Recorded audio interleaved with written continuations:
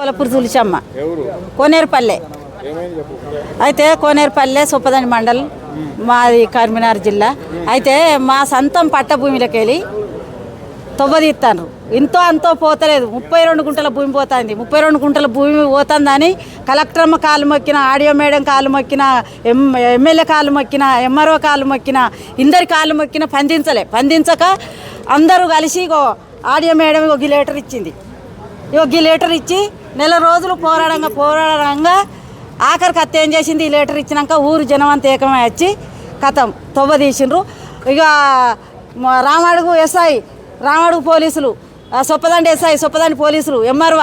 RI వీళ్ళందరూ వచ్చి ఏం చేసిర్రు మమ్మల్ని జీబులు ఎక్కించుకుపోయారు మా తల్లి 10 మందిని ఎక్కించుకుపోయి పోలీస్ స్టేషన్ లేచి ఆ రోడ్డు పోతాను నేను ఎంత కొట్టుకుని ఇంటలేరు ఇంత అంత రోడ్డు కాదు మంచిగా 20 ఫీట్ల రోడ్డు పోతాను నా ఎత్తు పోతాను తేరాళ్ళు పోతాను వేసిన పొలం అది నాటేసిన పొలం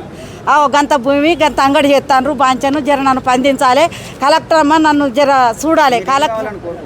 నాకు న్యాయం కావాలి నా భూమి నాకు కావాలి నా పట్ట భూమి భూమి కావాలా లేదంటే దానికి కాంపోజిషన్ కావాలా ఏం అడుగుతున్నారు భూమి నా భూమి విడిచిపెట్టి కిందనే అది ఆ తవ్వ ఉన్నది నక్షతవ్వ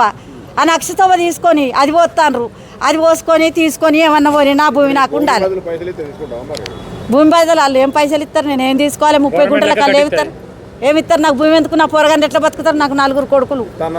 పాలేరు వాళ్ళు ఇస్తామనిలే నేను ఇయ్య అన్నది అదేందో